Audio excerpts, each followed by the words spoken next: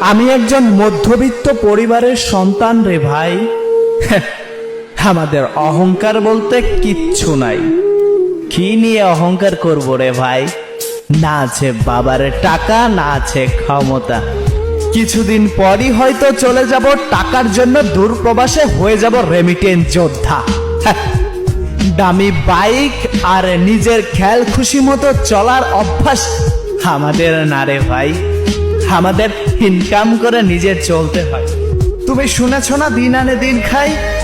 আমি তারই ছেলে রে ভাই। তাই অহংকার আমাদের জন্য নয়। তাই তো বাস্তবতা রয়েছে আমার রক্তের প্রতিটা শিরায় শিরায়।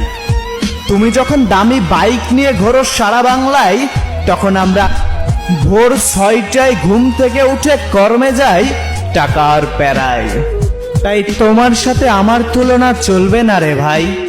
এই কথাগুলোর মূল্য শুধুমাত্র মধ্যবিত্ত পরিবারের সন্তানরাই বুঝবে রে ভাই।